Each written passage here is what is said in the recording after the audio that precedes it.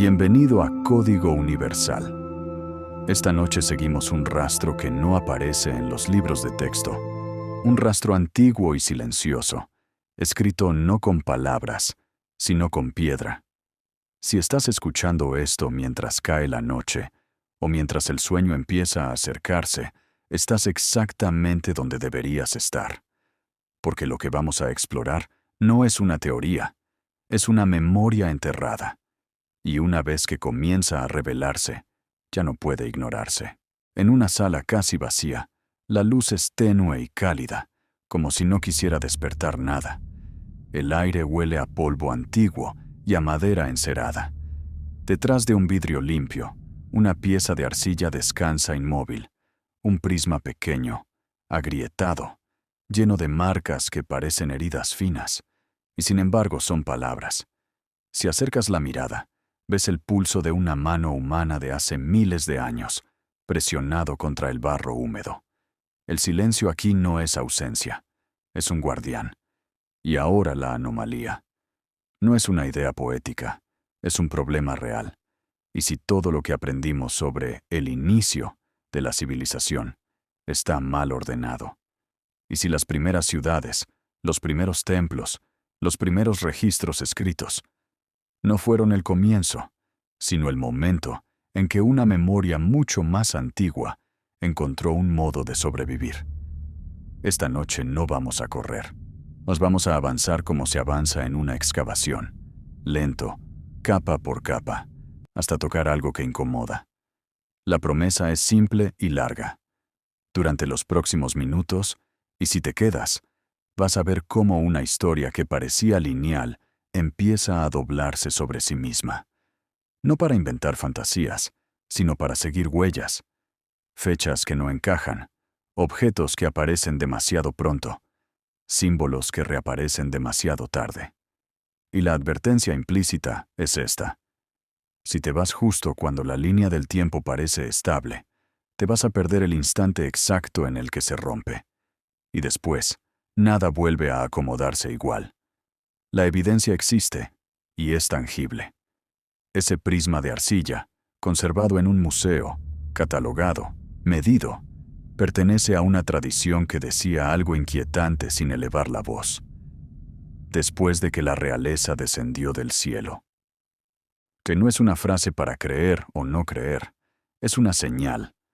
La señal de que, para quienes escribieron esto, el origen no estaba en el barro ni en la semilla, sino en algo anterior, algo que llegó y luego fue recordado. ¿Por qué alguien escribiría así, si no sintiera que estaba copiando una memoria más vieja que él?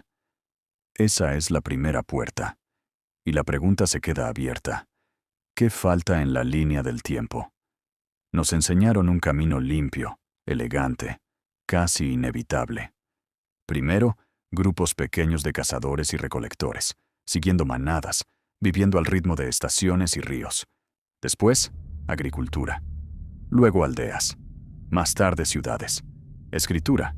Matemáticas. Astronomía. Civilización. Una escalera perfecta de lo simple a lo complejo. Esa narrativa tranquiliza porque ordena. Le dice al cerebro, así es como las cosas deben suceder. Pero aquí entra el conflicto silencioso que mueve todo este documental. Hay quienes necesitan que la escalera sea perfecta, porque una escalera perfecta sostiene el mundo. Y hay quienes, con pinceles y palas, encuentran peldaños que aparecen en el lugar equivocado. Cuando un arqueólogo abre una capa de tierra, no discute con opiniones, discute con sedimento. Y el sedimento, a veces, no coopera. Hay lugares donde los objetos aparecen demasiado temprano, como si alguien hubiera colocado una pieza avanzada en un tablero infantil. Hay regiones donde la densidad de anomalías es tan alta que deja de sentirse como excepción. Mesopotamia, la tierra entre dos ríos, se convirtió en el escenario principal de esa tensión. La tensión entre la historia que queremos contar y la historia que el suelo insiste en mostrar. Imagina por un momento el trabajo real. Guantes, pinceles suaves, el sonido seco de la tierra separándose de una superficie dura. etiquetas, fotografías, cajas, informes y también archivadores. Porque a veces el conflicto no ocurre en el desierto, sino en el papel. En 1963, un número simple, frío, un equipo pasa por una colina en el sureste de Turquía, mira piedras que sobresalen y las descarta como algo tardío, sin valor. El informe se archiva, el archivo se olvida, y el olvido, en arqueología, puede durar décadas. Esta no es una historia de villanos, es una historia de sistemas, un sistema que premia lo que encaja y aplaza lo que incomoda. ¿Quién decide qué cuenta como historia? 3 décadas después, otro número, otra fecha. 1994. Un arqueólogo alemán, Klaus Schmidt, sube una colina con el día cayendo, y con el viento rozando las montañas, y ve lo que el informe no quiso ver. No eran lápidas, eran pilares, piedra caliza tallada, relieves de animales, formas que parecen mirar desde el otro lado de milenios. En ese instante, el conflicto cambia de forma. Ya no es entre teorías, es entre una cronología y un objeto físico. Porque si esos pilares son antiguos, realmente antiguos, entonces el orden completo se tambalea. Aquí el cerebro pide una explicación rápida, y el documental no se la da todavía. Solo deja el hilo tensado, como una cuerda que vibra en el aire. ¿Cómo pudo existir arquitectura monumental en un tiempo donde, supuestamente, no había agricultura estable, ni aldeas grandes, ni jerarquías complejas? ¿Por qué alguien tallaría animales con ese cuidado y luego enterraría todo deliberadamente? La tierra no solo conserva, a veces esconde, y cuando esconde, lo hace con intención humana. ¿Qué fue lo que quisieron preservar? Hasta aquí, solo hemos colocado las piezas sobre la mesa. Un prisma de arcilla que habla como si copiara un recuerdo. Una escalera histórica demasiado perfecta. Un informe archivado. Una colina que no debería existir en el lugar donde la pusieron en la línea del tiempo. Y ahora, en la siguiente sección, vamos a entrar en la evidencia antes de que la mente la convierta en idea. Vamos a caminar, literalmente, hacia el primer gran objeto imposible de esta historia. Caminemos despacio hacia la colina. No es alta ni imponente a primera vista. Es una elevación suave en el sureste de Turquía, a unos kilómetros de la actual Şanlıurfa. El viento pasa sin resistencia, moviendo la hierba seca, como si nada importante hubiera ocurrido aquí. Durante siglos, los campesinos evitaron este lugar. Decían que las piedras que asomaban no eran naturales. Decían que alguien las había puesto allí. No sabían quién. Solo sabían que no pertenecían al paisaje. Ese dato, por sí solo, no es historia. Es tradición oral. Pero la historia empieza cuando la tierra se abre. En 1994, Klaus Schmidt sube la colina con la tarde cayendo. La luz baja, alarga las sombras. Entonces, ve los bordes rectos, las superficies trabajadas, los ángulos que la erosión no produce por accidente. Lo que sobresale del suelo no son lápidas medievales, como decía el informe archivado. Son pilares. Grandes. Demasiado grandes. Cuando comienzan las excavaciones, la evidencia deja de ser interpretativa y se vuelve física. Piedra caliza tallada en forma de T. Pilares de hasta 5 metros de altura. Algunos pesan más de 16 toneladas. No uno. Decenas, dispuestos en círculos. Y en el centro de cada círculo, 2 pilares aún mayores, enfrentados, como si mantuvieran una conversación silenciosa que dura 12.000 años. Esta no es una estructura improvisada. Es diseño. Es intención. Aquí aparece el primer dato duro que rompe el orden aprendido. Las dataciones sitúan el conjunto entre el 9600 y el 8000 antes de nuestra era. Aproximadamente 12.000 años atrás. Para ponerlo en perspectiva, esto es unos 7.000 años más antiguo que las primeras ciudades sumerias.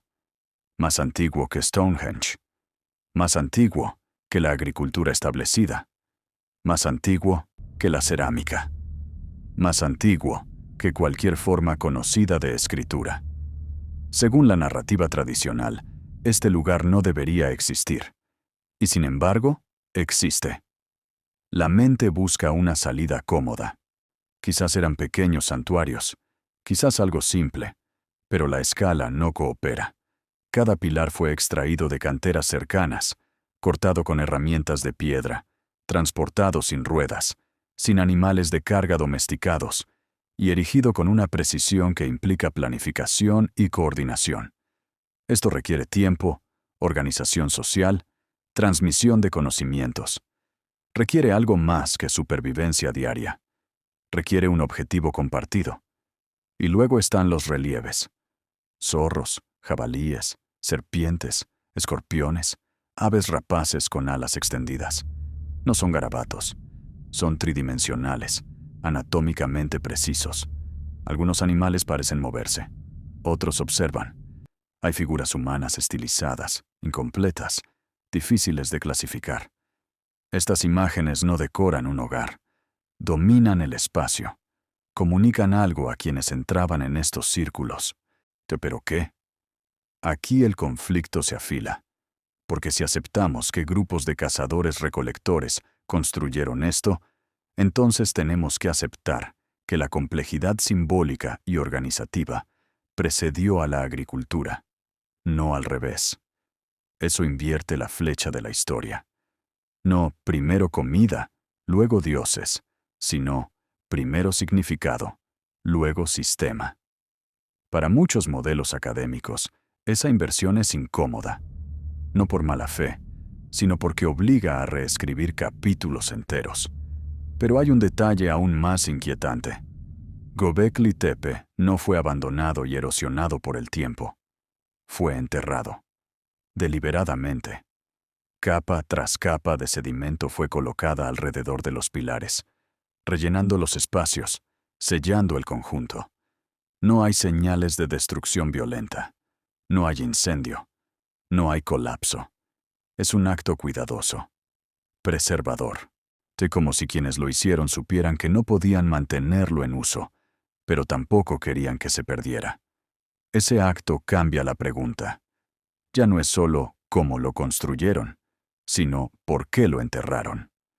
Enterrar algo así requiere casi tanto esfuerzo como construirlo. Nadie hace eso por accidente. Enterrar es una decisión, y toda decisión tiene una razón, incluso si ya no podemos leerla. ¿Protección? ¿Cierre ritual? ¿Miedo? ¿Memoria? Hasta ahora solo se ha excavado alrededor del 5% del sitio. Radar de penetración terrestre muestra al menos 15 o 20 círculos más bajo la superficie. Lo que vemos es una fracción, un fragmento de algo mucho mayor. Esto significa que nuestra comprensión está, literalmente, incompleta. Juzgamos un sistema entero mirando apenas su borde. Y aún así, ese borde ya desestabiliza el relato aceptado. Algunos arqueólogos propusieron una idea que parecía herética cuando se formuló por primera vez.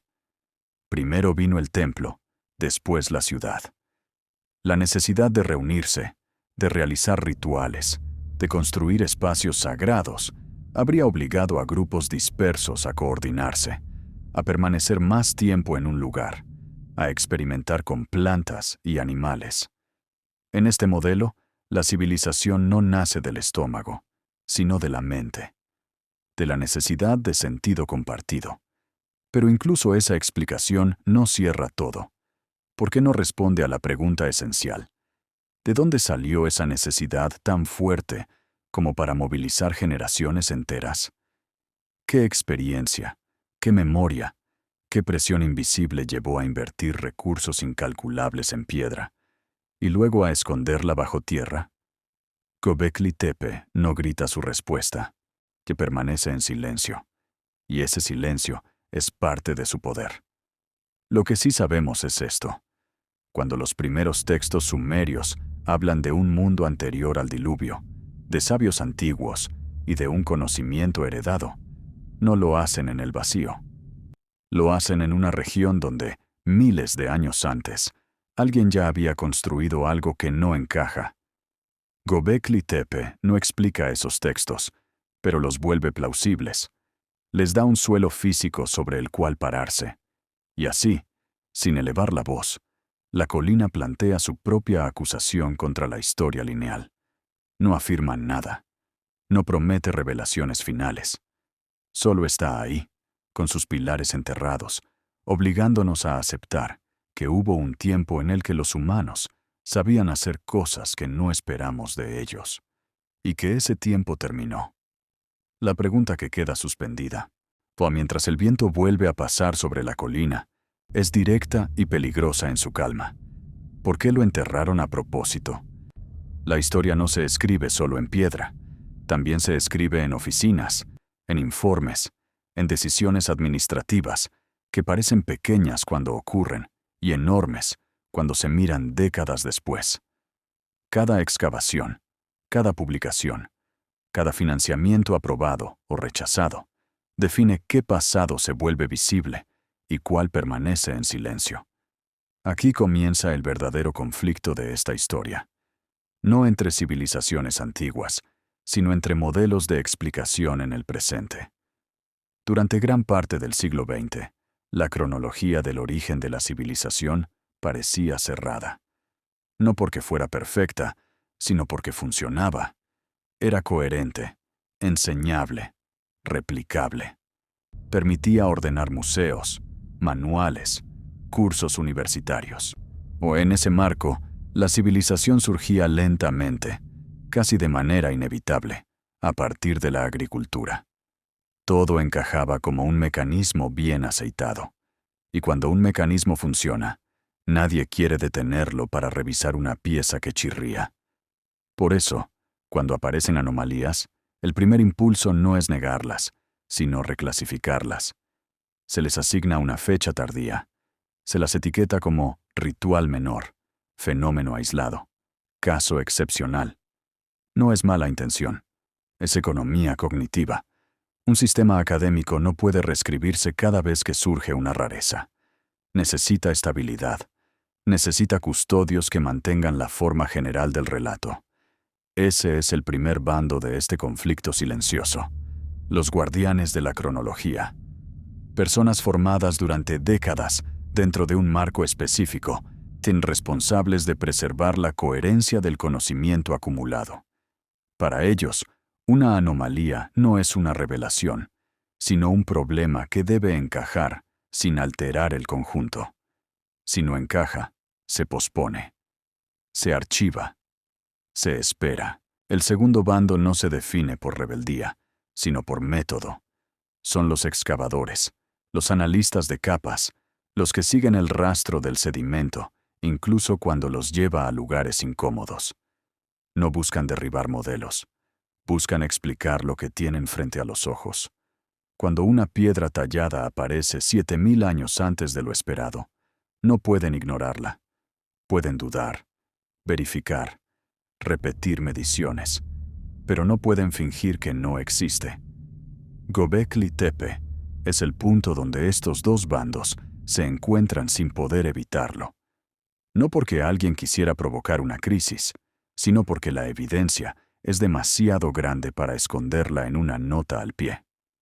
Cuando los pilares comenzaron a emerger completos, cuando las dataciones se confirmaron una y otra vez, el problema dejó de ser local. Se volvió estructural. Ya no se trataba de un sitio extraño, sino de una pregunta que apuntaba al corazón del modelo. ¿Y si la complejidad vino antes? Aquí aparece una tensión más profunda, casi humana. Si aceptamos que la civilización no nació lentamente a partir de la agricultura, sino que pudo haber sido el resultado de una reorganización posterior a una catástrofe, entonces la historia deja de ser una marcha ascendente. Se convierte en una sucesión de pérdidas y reinicios, y esa idea es difícil de aceptar, porque rompe con una noción reconfortante, la del progreso continuo. Los archivos cuentan esta tensión sin palabras. Informes que pasan años sin ser citados. sitios que no reciben fondos suficientes para excavarse por completo, teorías que se presentan con cautela extrema para no parecer demasiado disruptivas.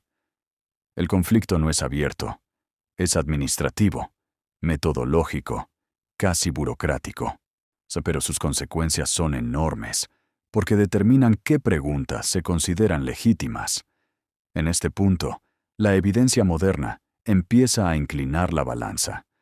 Nuevas tecnologías, radar de penetración terrestre, análisis de isótopos, dataciones más precisas, reducen el margen de interpretación cómoda. Cuando el subsuelo muestra círculos enterrados que aún no se han excavado, el argumento de caso aislado pierde fuerza. No estamos ante un error puntual, estamos ante un patrón que apenas comenzamos a ver. Y sin embargo, incluso con tecnología avanzada, el conflicto persiste, porque aceptar un patrón implica asumir consecuencias, implica admitir que hubo conocimientos, formas de organización y objetivos colectivos antes de lo que estamos dispuestos a enseñar.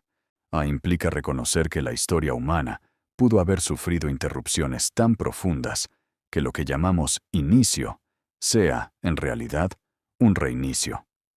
Aquí la pregunta deja de ser académica y se vuelve casi existencial. ¿Qué ganamos manteniendo un modelo que ya no explica todo? ¿Qué perdemos al abrirnos a uno nuevo? Los guardianes temen el caos interpretativo. Los excavadores temen el silencio impuesto. Ambos creen estar protegiendo algo valioso. Unos, la coherencia. Otros, la verdad material. Este conflicto no se resuelve en una excavación ni en un artículo. Se resuelve lentamente, cuando suficientes anomalías dejan de parecer anomalías y comienzan a dibujar una forma distinta. Göbekli Tepe fue una de esas grietas. Pero no está sola. En los fragmentos de cerámica, en los sellos, en las rutas de intercambio, aparecen señales de una red más antigua, más amplia, más organizada de lo que el modelo tradicional permite. Y aquí cerramos este tramo con una pregunta que no busca culpables, sino conciencia. Porque toda historia necesita filtros, pero también necesita el coraje de revisar esos filtros cuando ya no dejan pasar la luz. Si el pasado está siendo reescrito por la evidencia, entonces alguien tiene que decidir cuándo dejar de proteger el relato y empezar a escuchar al suelo. La pregunta que queda abierta, suspendida entre archivo y excavación, es esta. ¿Quién decide qué cuenta como historia? Para avanzar más atrás en el tiempo, hay que cambiar de lenguaje. Antes de los textos, antes de los nombres de reyes y dioses, las culturas dejaron otro tipo de memoria.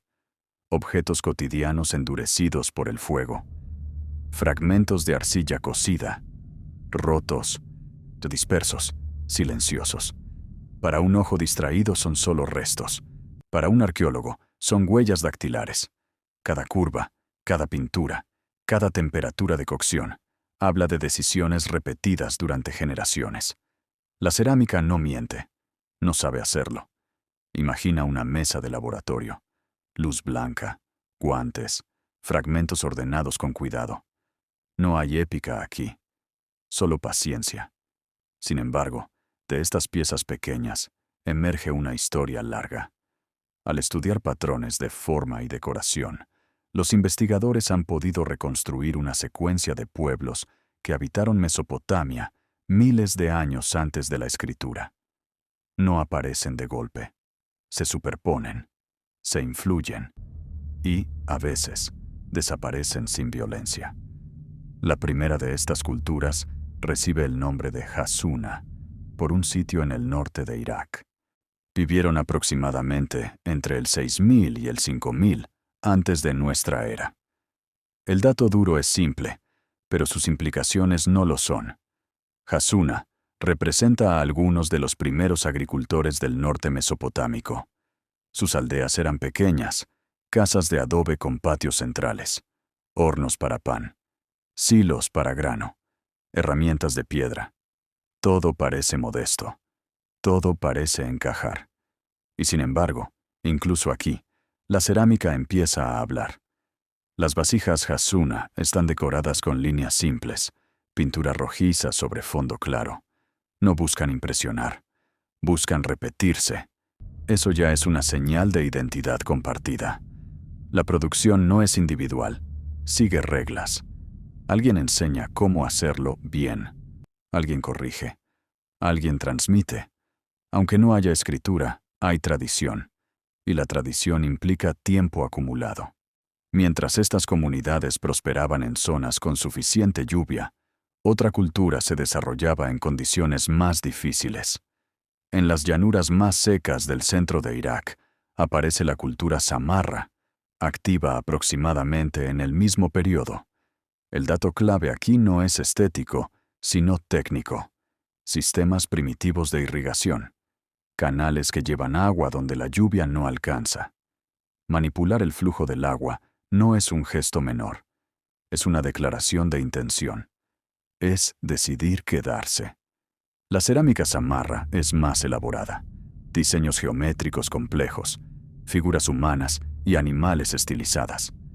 Aquí el conflicto silencioso se profundiza.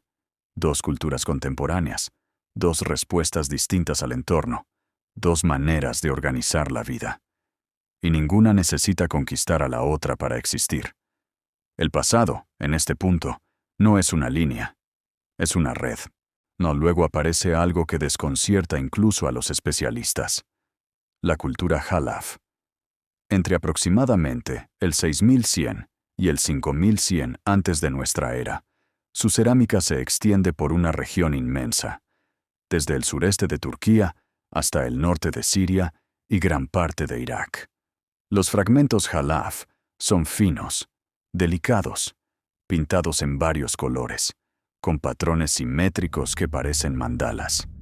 Cuando los primeros ejemplares llegaron a museos europeos, muchos dudaron de su antigüedad. Parecían demasiado sofisticados. Aquí surge un dato duro que cambia la lectura. La misma cerámica Halaf aparece en sitios separados por cientos de kilómetros. Esto no es coincidencia. Indica contacto, intercambio, comunicación. Personas que compartían símbolos sin compartir territorio inmediato. Sin escritura, sin carreteras formales, sin estados centralizados. Y la pregunta inevitable aparece: ¿qué los unía? La respuesta parcial está en objetos pequeños pero decisivos. Los primeros sellos. Piedras talladas que se presionaban sobre arcilla húmeda para dejar una marca. Identidad, propiedad, autenticación. Estos conceptos no surgen por accidente. Aparecen cuando las redes se vuelven lo suficientemente complejas como para necesitarlos. Cuando ya no basta con reconocer a alguien por su rostro. Cuando la confianza requiere símbolos.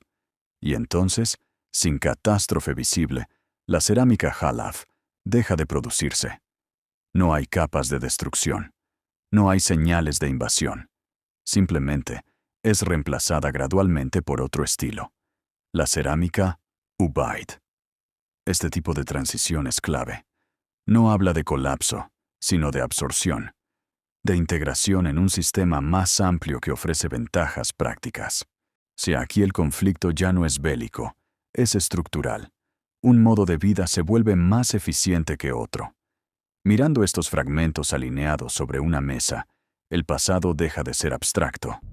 Se vuelve táctil, arcilla cocida a distintas temperaturas, pigmentos minerales, marcas repetidas miles de veces. Cada pieza es una decisión congelada, y juntas forman un mensaje claro. Antes de Sumeria, antes de las ciudades famosas, existió un mosaico de culturas interconectadas, organizadas, capaces de sostener redes amplias sin dejar textos escritos. Esto nos obliga a ajustar la mirada. Si estas culturas podían mantener identidad, tecnología y comunicación durante siglos, entonces la aparición repentina de la civilización sumeria ya no parece un milagro. Parece una herencia, una reorganización de algo que llevaba mucho tiempo gestándose en silencio.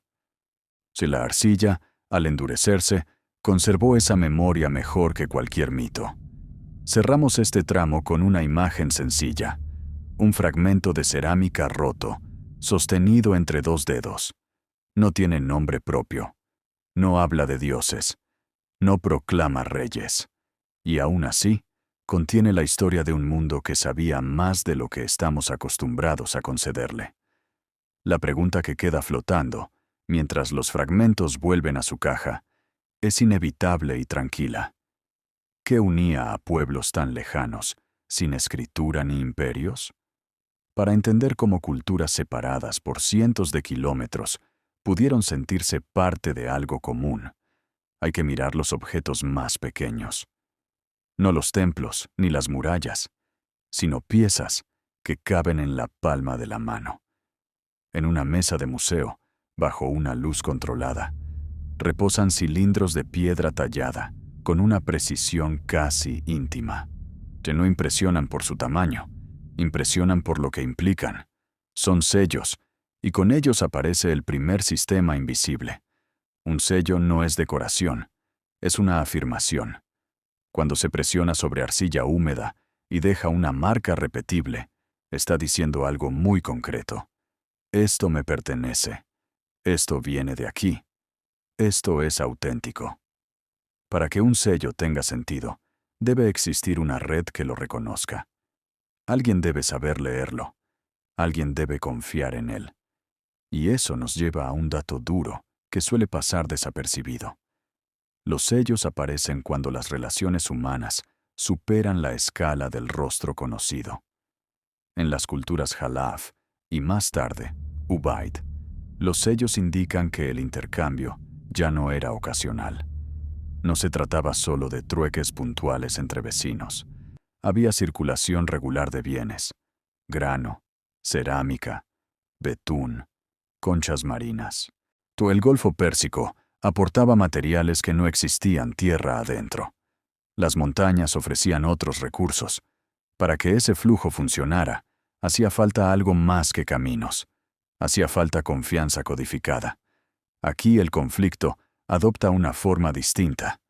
No hay ejércitos ni conquistas visibles. Hay sistemas que funcionan mejor que otros. El sistema que logra identificar, registrar y redistribuir recursos tiende a expandirse. No porque sea violento, sino porque es eficiente. Y la eficiencia, a largo plazo, transforma culturas. La cerámica Ubaid, más simple y estandarizada que la Jalaf, es un síntoma de eso. Menos ornamento, más repetición, producción a mayor escala. Imagina un taller. El mismo diseño repetido una y otra vez. Las manos ya no improvisan, siguen un modelo. Esto reduce errores, acelera procesos y facilita el intercambio. No es arte por sí mismo, es infraestructura cultural. Y cuando esta infraestructura se adopta en distintas regiones, algo nuevo emerge. Una esfera cultural compartida. Personas que no se conocen personalmente empiezan a vivir de maneras similares, a usar objetos parecidos, a reconocer símbolos comunes. Los datos arqueológicos son claros. La cerámica Ubaid aparece en Arabia Saudita, Kuwait, Qatar y los actuales Emiratos Árabes Unidos. También se extiende hacia el norte, hasta Anatolia. Esto implica navegación, embarcaciones, conocimiento de corrientes, mareas y costas. En el sitio H3, en Kuwait, se encontró evidencia de lo que muchos consideran la navegación marítima más antigua del mundo. No es una epopeya, es logística, y la logística sostiene civilizaciones. Aquí se dibuja una tensión fundamental. Durante mucho tiempo, se asumió que los sistemas complejos solo podían surgir con estados fuertes y escritura. Pero la evidencia sugiere otra cosa. Un sistema puede existir sin textos formales, sin palacios, sin reyes claramente identificados.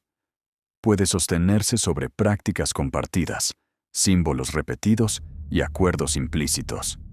Este tipo de organización es más difícil de detectar, pero no menos real. Y entonces aparece la pregunta incómoda. ¿Quién enseñó a construir estos sistemas? La estandarización no surge de la nada. Alguien debe establecer el modelo inicial. Alguien debe transmitirlo. En ausencia de escritura, esa transmisión ocurre por aprendizaje directo, por observación, por repetición ritual. Esto requiere tiempo y continuidad. Requiere generaciones que mantengan la forma sin desviarse demasiado. Es, en cierto sentido, son una memoria viva. El sistema Ubaid no se expandió por imposición militar.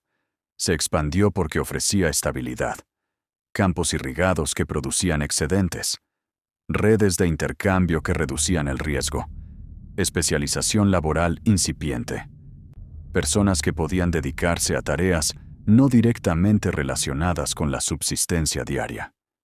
Este es un punto de inflexión silencioso. Cuando una sociedad puede sostener especialistas, algo profundo ha cambiado. Aquí empezamos a ver las consecuencias históricas. Un sistema así prepara el terreno para la aparición de centros más grandes, lugares donde el intercambio se concentra, donde la producción se organiza, donde los rituales se institucionalizan. No es aún una ciudad en el sentido clásico, pero se le parece. Es un nodo, un punto donde confluyen agua, personas, símbolos y bienes. La pregunta que se mantiene abierta, el loop largo que atraviesa todo este relato, vuelve a apretarse aquí. Si estos sistemas funcionaban tan bien, si lograron expandirse sin violencia y sin escritura, ¿de dónde provenía el conocimiento que los hizo posibles? ¿Fue el resultado de ensayo y error local durante milenios? ¿O fue la reorganización de saberes más antiguos, heredados de un tiempo anterior, adaptados a nuevas condiciones? Sostén en la mente la imagen de un sello presionando la arcilla. Un gesto simple, repetido miles de veces. Cada repetición refuerza una red invisible. Cada marca confirma que alguien, en algún lugar, entiende el mismo código. Esa comprensión compartida es el verdadero cimiento del primer sistema. Y una vez que un sistema así existe, no desaparece sin dejar rastro. Se transforma, se concentra, se eleva. Estamos a punto de llegar al lugar donde ese sistema dejó de ser invisible, donde la red se ancló en un punto específico del paisaje y comenzó a construir capas sobre sí misma. Un lugar donde el agua dulce se encuentra con el agua salada, donde el intercambio se vuelve permanente y donde la memoria empieza a fijarse en arquitectura.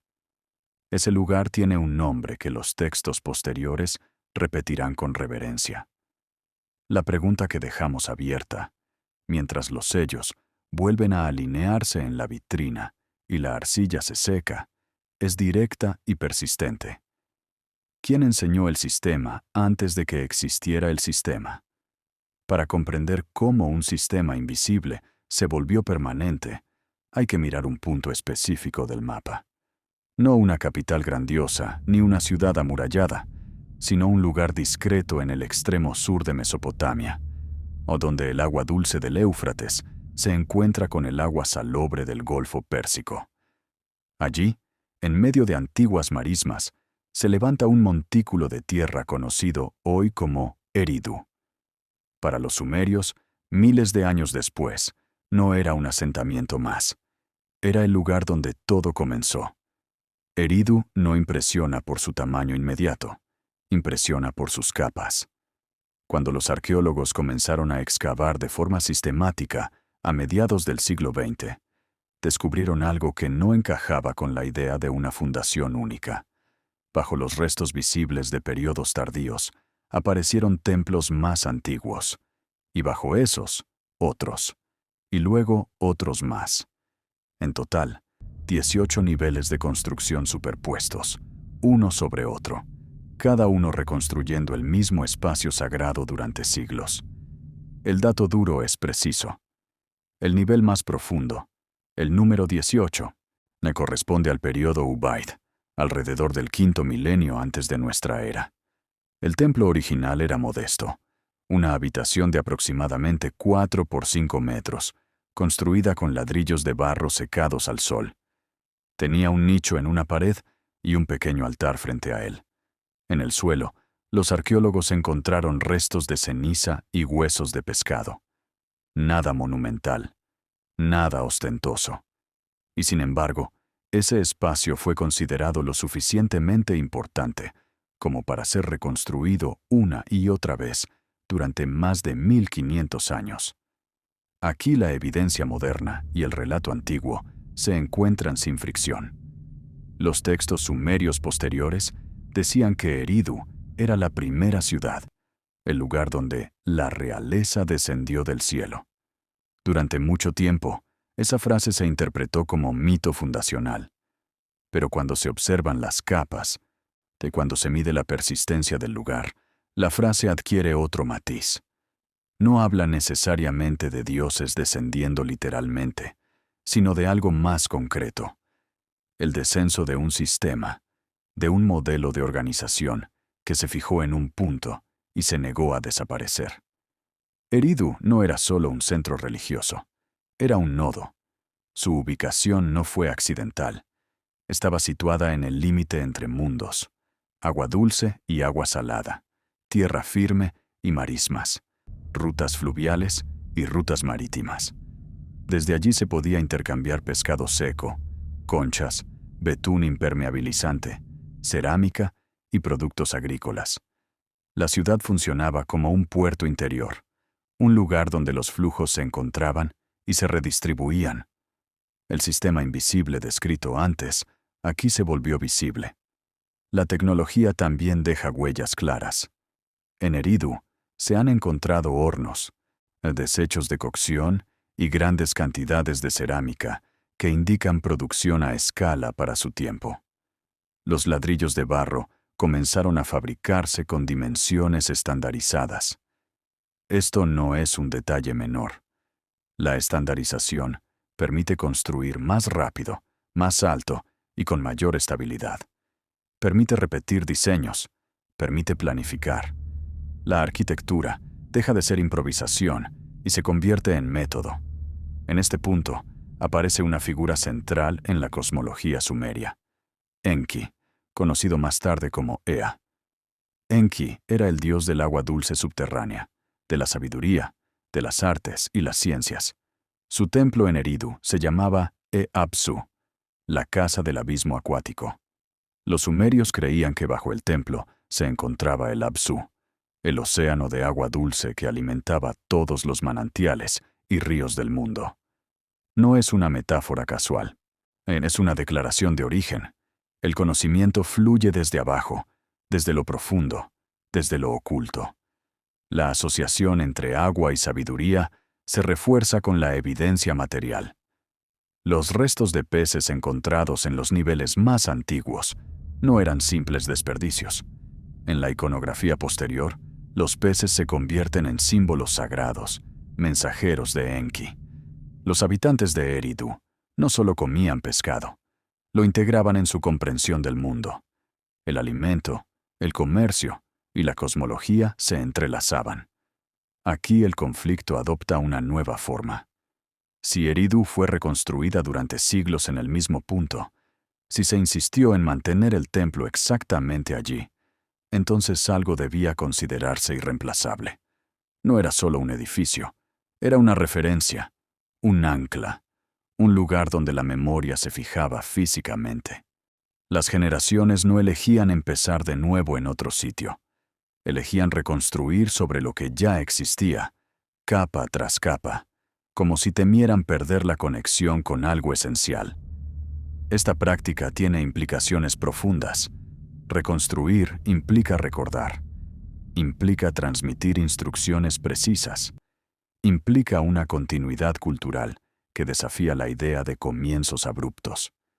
Cuando los sumerios hablaban de sabios antiguos y de conocimientos heredados, Eridu ofrecía un ejemplo tangible de cómo esa herencia podía mantenerse sin textos escritos durante largos periodos. La evidencia moderna no afirma que los mitos sean literalmente ciertos, pero sí muestra que no surgieron en el vacío. Eridu Funcionó como un laboratorio social donde prácticas, técnicas y creencias se consolidaron antes de que existiera la escritura para registrarlas. Cuando la escritura apareció, lo hizo en un entorno que ya llevaba milenios organizándose, intercambiando y ritualizando. Al observar Eridu, la idea de una civilización que aparece de repente se disuelve. Lo que aparece de repente es la escritura, no el sistema que la sostiene. La ciudad no es el inicio, es la cristalización. El sistema invisible se vuelve visible, pesado, arquitectónico. Y al volverse visible, empieza a dejar rastros que podemos seguir hoy. Nos detenemos un momento en esta imagen. Capas de barro, una sobre otra, cada una representando una generación que decidió no romper el hilo. Un templo pequeño que se convierte en un complejo mayor, no por ambición, sino por persistencia. Un puerto de marismas que se transforma en referencia sagrada. Aquí, el pasado no avanza en línea recta, se profundiza. Y la pregunta que emerge de estas capas no es retórica. Es una pregunta que conecta directamente con el primer mundo del que hablan los textos. Si Eridu fue el lugar donde el conocimiento se fijó, ¿de dónde provenía ese conocimiento antes de fijarse? ¿Qué experiencias, qué memorias, qué saberes anteriores hicieron de este sitio algo digno de ser preservado durante tantos siglos? En las tradiciones sumerias, el conocimiento no desciende como un rayo, emerge. Brota desde abajo, desde el agua, desde un lugar oculto al que llamaron Apsu. No es un cielo distante, es una profundidad cercana, un océano subterráneo de agua dulce que, según creían, alimentaba ríos, manantiales y la vida misma. En el centro de Eridu, justo donde ese sistema invisible se había fijado en arquitectura, colocaron el templo de Enki, el dios que custodiaba ese origen. Enki no era un dios guerrero ni un soberano caprichoso. En los textos aparece como mediador, protector, maestro. Era el dios de la sabiduría práctica, de las artes, de las técnicas necesarias para vivir. Mientras otras deidades castigaban o destruían, Enki advertía, enseñaba, preservaba. Esta diferencia no es menor. Sugiere una memoria cultural, donde el conocimiento no es un don arbitrario, sino algo que se transmite con responsabilidad. La iconografía refuerza esta idea. En relieves y sellos, Enki aparece asociado al agua que fluye, a peces, a corrientes que brotan de sus hombros.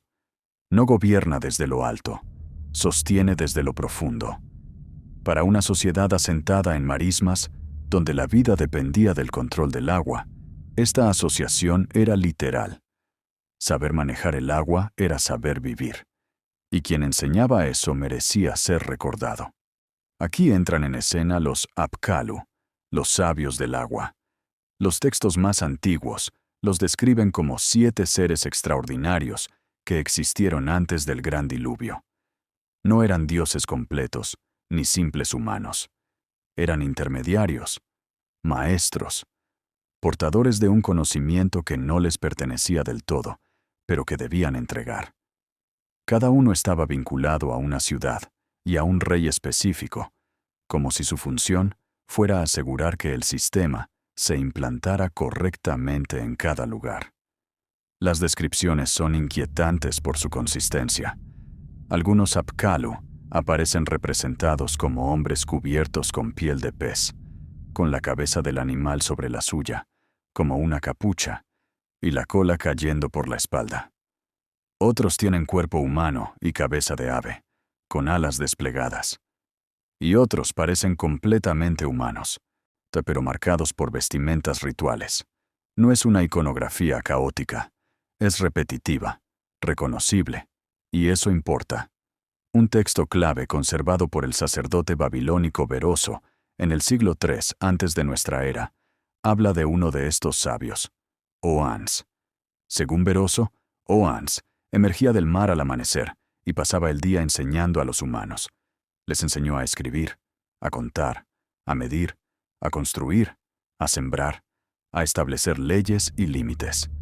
Al caer la noche, regresaba al agua, porque no podía vivir permanentemente en tierra firme. Esta narrativa no intenta ser simbólica en exceso, es directa, didáctica, como si estuviera registrando una tradición muy antigua. Aquí el conflicto interpretativo se intensifica. Para algunos estudiosos modernos, los Apkallu son personificaciones del proceso gradual de civilización, una forma mítica de explicar avances acumulativos. Para otros, representan recuerdos distorsionados de maestros reales, miembros de una cultura más antigua y avanzada que transmitieron saberes a comunidades que los necesitaban.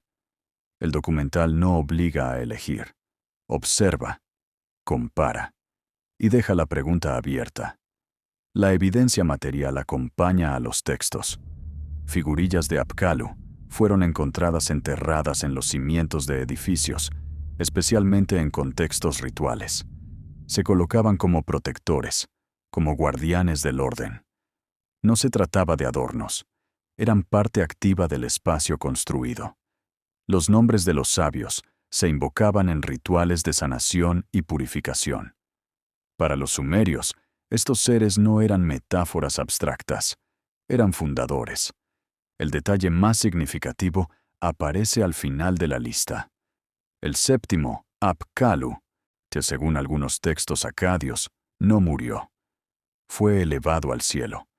Esta característica lo conecta con otras tradiciones antiguas. En la Biblia, Enoc, el séptimo desde Adán, caminó con Dios y desapareció. En las tradiciones judías posteriores, Enoc es descrito como alguien que aprendió los secretos del cielo, la escritura y el calendario. Las similitudes son específicas, demasiado específicas para ignorarlas, demasiado delicadas para afirmarlas sin cautela. Aquí, el motor narrativo vuelve a girar. Si distintas culturas conservaron recuerdos de maestros antediluvianos que enseñaron saberes fundamentales, entonces estamos ante algo más que mitología local. Estamos ante una memoria compartida, adaptada a distintos lenguajes y contextos, pero con un núcleo reconocible. El conocimiento existía antes del desastre. Si alguien se encargó de preservarlo. Los sumerios eran conscientes de esta idea. Por eso copiaban textos antiguos con tanta fidelidad. Por eso registraban listas de sabios y reyes. Por eso reconstruían templos sobre los mismos cimientos. Se veían a sí mismos no como inventores, sino como herederos, custodios de algo que no debía perderse. En este marco, los Apkallu no son fantasía, son una función cultural, la función de transmitir lo esencial cuando todo lo demás se pierde. La imagen final de esta sección es silenciosa. Agua oscura moviéndose lentamente. Un reflejo de luz. Una figura que emerge y vuelve a sumergirse. No hay proclamaciones, solo continuidad. Si el conocimiento surgió del Apsu y se fijó en Eridu, entonces la pregunta ya no es si los sabios existieron como los describen los textos, sino qué conocimiento era tan valioso como para ser protegido a través de una catástrofe. La respuesta no llega aún, pero el siguiente paso es inevitable. Para entender por qué los sumerios hablaban de un mundo anterior al diluvio, tenemos que mirar el documento que intentó registrar ese mundo de manera explícita.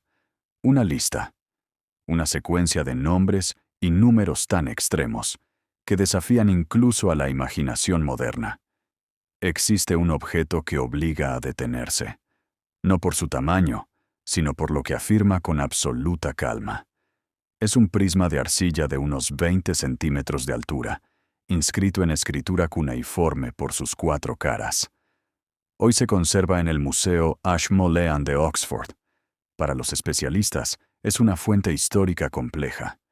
Para esta historia, es una grieta abierta en el tiempo. Se conoce como la lista de reyes sumerios. El texto comienza sin preámbulos ni justificaciones. Después de que la realeza descendió del cielo, la realeza estaba en Eridu.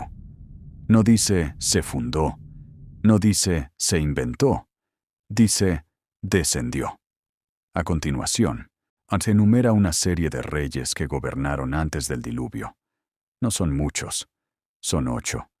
Y lo que desconcierta no son sus nombres, sino la duración de sus reinados. Aquí entra el dato duro que incomoda. Los reinados se miden en unidades llamadas sars, 3.600 años, ners, 600 años, y soces, 60 años. Cuando se hacen las cuentas, las cifras resultantes son extremas. El primer rey, Alulim de Eridu, reinó durante 28.800 años. El siguiente, Al-Algar, durante 36.000 años. En total, los 8 reyes antediluvianos gobernaron durante 241.200 años. No hay error tipográfico. Está escrito así, repetido en múltiples copias del texto. La mente moderna busca inmediatamente una salida. Simbolismo, exageración, alegoría. Y esas opciones se discuten, con razón. Algunos estudiosos proponen que los números no representan años reales, sino ciclos, dinastías o conceptos rituales. Otros sugieren errores de transmisión al pasar de un sistema numérico a otro. Hay incluso quienes creen que los escribas convirtieron cifras decimales en sexagesimales, multiplicando accidentalmente las duraciones. Todas son hipótesis legítimas. Ninguna ha sido demostrada de manera definitiva. Pero aquí aparece un detalle crucial. Los sumerios sabían contar. Sabían registrar transacciones, medir campos, calcular volúmenes y tiempos. El mismo sistema sexagesimal que usaron para estos reinados es el que seguimos usando hoy para medir horas, minutos y grados. No estamos ante una cultura que jugaba al azar con los números. Cuando escribían cifras, lo hacían con intención. La lista continúa y muestra algo aún más revelador. Después de los reyes antediluvianos, aparece una frase que separa 2 eras. El diluvio arrasó la tierra. A partir de ese punto, la realeza desciende de nuevo, esta vez a la ciudad de Kish. Los reinados posteriores siguen siendo largos según nuestros estándares, pero ya no son imposibles. Con el tiempo, las duraciones se acortan hasta volverse reconocibles. El texto mismo reconoce un cambio radical. Aquí el conflicto narrativo se vuelve temporal. No se trata solo de quién gobernó, sino de cómo se concebía el tiempo. Para los sumerios, el mundo anterior al diluvio no era solo más antiguo, era distinto. Sus reyes vivían más. Su conexión con lo divino era más directa. Tras la catástrofe, algo se pierde. La humanidad continúa, pero disminuida. Esta idea aparece una y otra vez en mitologías antiguas. Una edad primordial más larga, más cercana a los dioses, seguida por un descenso. La lista de reyes no está sola. Existen varias versiones del texto, encontradas en distintos lugares y épocas. Aunque presentan variaciones, todas conservan la estructura esencial. Reyes antediluvianos, con reinados extraordinarios, un diluvio y un mundo posterior con duraciones reducidas. Esta consistencia es difícil de ignorar. No parece un capricho literario aislado, parece una memoria organizada. Aquí entra la evidencia moderna como marco, no como respuesta definitiva. La geología y la climatología han identificado un periodo de cambios abruptos al final de la última era glacial, alrededor de hace 11.600 años, conocido como el Younger Dryas. Durante este tiempo, el clima cambió rápidamente. Los glaciares se derritieron y el nivel del mar subió más de 100 metros en un lapso geológicamente corto. Si costas enteras desaparecieron, ecosistemas completos se transformaron. Para poblaciones costeras, esto habría sido el fin del mundo conocido. La lista de reyes no describe glaciares ni mares en ascenso. Describe consecuencias humanas, pérdida de longevidad, ruptura del orden, necesidad de empezar de nuevo. No es un informe científico, es un registro cultural del impacto. y eso es lo que la hace tan poderosa. No intenta explicar el mecanismo, intenta preservar la memoria de una ruptura. En este punto, el documental no afirma que los reyes vivieran literalmente decenas de miles de años. Afirma algo más sutil y más difícil de refutar: que los sumerios creían que hubo un tiempo radicalmente distinto antes de una gran catástrofe, y que esa creencia estaba integrada en su comprensión del pasado. Para ellos, el mundo no comenzó con ellos. Continuó después de algo que casi lo borra. El prisma de arcilla, silencioso en su vitrina, no nos exige creerle. Nos exige escucharlo. Escuchar cómo una civilización antigua entendía su lugar en una historia mucho más larga. Una historia donde el tiempo se estira y se contrae, donde la humanidad no progresa en línea recta, sino que sobrevive, pierde y recuerda. La pregunta que queda suspendida, mientras los números imposibles siguen grabados en el barro, no es si los sumerios exageraron. Es otra, más incómoda y más fértil. ¿Qué ocurrió para que ellos sintieran que el tiempo mismo se había quebrado? Antes de que existieran calendarios precisos, antes de que el tiempo se midiera con relojes, las culturas antiguas recordaban los grandes cambios de otra manera. No hablaban de grados de temperatura ni de niveles del mar. Se hablaban de aguas que suben, de tierras que desaparecen, de un mundo que deja de ser reconocible. Para los sumerios, ese punto de quiebre tenía un nombre sencillo y definitivo: el diluvio. En los textos mesopotámicos más antiguos, el diluvio no es una metáfora vaga. Es un acontecimiento concreto que divide la historia en dos. Antes del diluvio, los reyes reinaban durante períodos imposibles, y los sabios caminaban entre los humanos. Después del diluvio, la vida continuaba, pero algo esencial se había perdido. El mundo seguía en pie, pero ya no era el mismo mundo. La versión más temprana de este relato aparece en el llamado Génesis de Eridu, seguido por la epopeya de Atrahasis, y más tarde por la epopeya de Gilgamesh. Aunque los detalles varían, la estructura es constante. Los dioses deciden destruir a la humanidad. Un dios, Enki, no desobedece en silencio. Advierte a un hombre justo.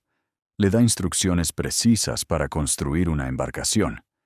El hombre sobrevive con su familia y con ejemplares de seres vivos. Las aguas cubren la tierra. Luego descienden.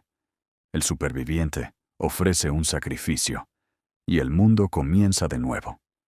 Durante siglos, estos relatos se consideraron mitología pura, historias simbólicas para explicar el miedo humano al caos.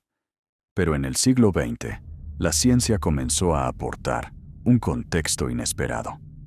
Al estudiar núcleos de hielo, sedimentos marinos y capas geológicas, los investigadores identificaron un periodo de cambios abruptos al final de la última era glacial, conocido como el Younger Dryas, ocurrido hace aproximadamente 11.600 años.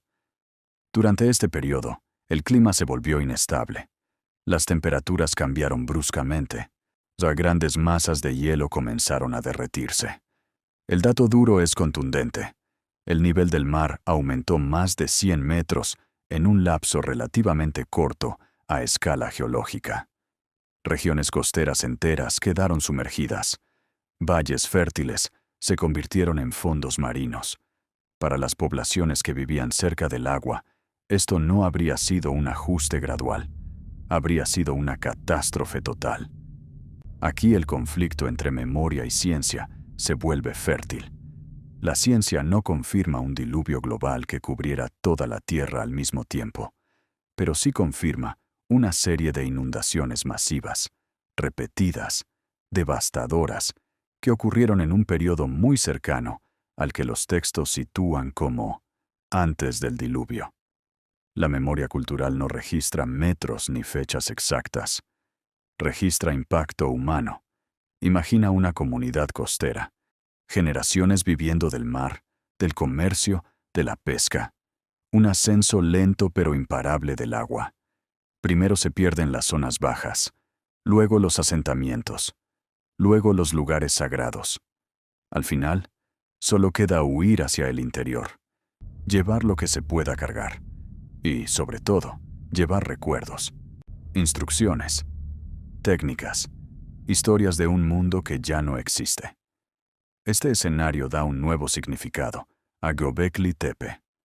Construido en las montañas del sureste de Anatolia, lejos de las costas inundadas, aparece justo después del Younger Dryas, no en una llanura fértil, sino en un lugar elevado, un lugar seguro. Si los constructores de Göbekli Tepe fueron supervivientes de regiones costeras devastadas, entonces los pilares tallados no serían el inicio de algo nuevo, sino un intento de preservar algo antiguo. La decisión de enterrar deliberadamente el complejo adquiere aquí otra lectura. Enterrar no como abandono, sino como cápsula, como mensaje para el futuro, como forma de asegurar que cuando las aguas se retiraran y las generaciones pasaran, algo del mundo anterior pudiera ser recordado. Esta idea no necesita ser aceptada como certeza. Basta con reconocer que encaja con la evidencia disponible de una manera que la narrativa lineal no logra. Los sumerios, miles de años después, hablaban de un mundo anterior al diluvio, con una familiaridad que resulta extraña si todo hubiera comenzado con ellos. No describían el pasado como algo confuso, sino como algo heredado. Sus dioses enseñaban porque alguien les había enseñado antes. Sus sabios preservaban porque algo ya se había perdido una vez. Aquí el motor narrativo alcanza uno de sus puntos más delicados. Si la civilización fue, en parte, una respuesta a una catástrofe global, entonces muchas de nuestras suposiciones cambian. La agricultura no surge solo por experimentación local, sino por necesidad. La organización social no aparece solo por comodidad, sino por supervivencia. Y el conocimiento no se inventa desde cero, se recupera. No hay pruebas concluyentes de una civilización global avanzada anterior al diluvio. Tampoco hay pruebas de que todo comenzara de manera simple y aislada. Lo que existe es una zona intermedia, incómoda, donde la evidencia sugiere pérdidas masivas de información, desplazamientos humanos y reorganización cultural a gran escala. Esa zona es donde la historia oficial tiende a guardar silencio. La imagen final de esta sección es lenta y silenciosa. Agua avanzando sobre un mapa antiguo, líneas de costa retrocediendo, un pilar de piedra emergiendo en la niebla. El mundo no termina, se transforma. Y quienes sobreviven no son los más fuertes, sino los que recuerdan qué vale la pena conservar. La pregunta que queda abierta no busca dramatismo, busca comprensión. Si el diluvio no fue solo un mito, sino una memoria de catástrofes reales que obligaron a reiniciar la vida humana, entonces la pregunta inevitable es esta: ¿qué conocimiento logró sobrevivir cuando el mundo anterior desapareció? Cuando el ruido de las aguas se apaga y el mundo vuelve a asentarse, no queda un final claro. Queda una continuidad silenciosa. Las civilizaciones antiguas no entendían la historia como una sucesión de comienzos absolutos, sino como una herencia. Algo que pasa de mano en mano, o de generación en generación, incluso cuando quienes lo transmiten ya no recuerdan su origen exacto. Los sumerios vivían con esa conciencia. Sabían que no eran los primeros. Lo decían sus textos, sus mitos y, de manera más concreta, sus prácticas. Reconstruían templos sobre los mismos cimientos, copiaban textos antiguos palabra por palabra. Mantenían listas de reyes y sabios, no para glorificarlos, sino para no olvidar. En un mundo donde el agua podía borrar ciudades enteras, la memoria era una forma de supervivencia. Mucho de lo que usamos hoy nació allí, en ese esfuerzo por conservar. Dividimos el tiempo en horas de 60 minutos y minutos de 60 segundos. Medimos los círculos en 360 grados. Reconocemos constelaciones que recibieron nombres hace más de 5.000 años. Sin saberlo, seguimos utilizando un sistema que se originó en las orillas del Éufrates, cuando la escritura aún era joven y el recuerdo del diluvio todavía estaba vivo. Esta herencia no se transmite como una historia cerrada. Se filtra. Aparece en prácticas cotidianas, en símbolos que repetimos sin cuestionar. Los sumerios entendían que el conocimiento no pertenece a una sola época. Fluía como el agua del Apsu, invisible, subterráneo, pero siempre presente. Y cuando una cultura desaparecía, ese flujo no se detenía, cambiaba de cauce. Aquí el descanso y la reflexión se encuentran. Pensar en el primer mundo no es imaginar una civilización perdida, llena de prodigios imposibles. Es reconocer que la humanidad ya ha pasado por rupturas profundas, que hemos perdido cosas importantes antes, y que, aún así, algo siempre logró cruzar el umbral. Técnicas, ideas, maneras de observar el cielo, formas de organizar la vida. Las ruinas de Eridu siguen bajo el sol del desierto. Göbekli Tepe continúa enterrado en gran parte, protegido por la tierra que lo cubrió hace milenios. Las tablillas de arcilla descansan en vitrinas, bajo luces suaves. No hablan en voz alta. No dan respuestas definitivas. Solo ofrecen fragmentos. Y esos fragmentos, unidos con paciencia, sugieren una historia más larga, más compleja y más frágil de lo que solemos aceptar. Tal vez nunca sepamos qué conocimientos exactos se perdieron con el primer mundo. Tal vez nunca podamos reconstruir completamente la cadena que conecta a los sabios del agua con las primeras ciudades. Pero eso no invalida la búsqueda. Al contrario, la búsqueda misma es parte de la herencia. Preguntar, comparar, conservar, transmitir. Mientras escuchas estas palabras y el ritmo se vuelve más lento, piensa en esto. Las personas que construyeron los primeros templos miraban el mismo cielo nocturno que nosotros. Se hacían preguntas similares. Querían saber de dónde venían y cómo seguir adelante después de la pérdida. No eran tan diferentes. Nosotros somos, en muchos sentidos, la continuación de su intento. Quizás el mayor legado del primer mundo no fue una tecnología específica ni un conocimiento secreto. Quizás fue la comprensión de que todo puede perderse y que, aún así, vale la pena preservar lo esencial. Que el conocimiento necesita guardianes. Que cada generación decide, conscientemente o no, qué transmite y qué deja desaparecer. La historia no termina aquí. Nunca termina. Se repliega, se transforma, reaparece. Y mientras el silencio vuelve a ocupar su lugar, te queda una última pregunta, tranquila pero persistente, diseñada no para inquietar, sino para acompañar el descanso. Si nuestro mundo desapareciera mañana, ¿qué conocimiento elegiríamos preservar para quienes vengan después?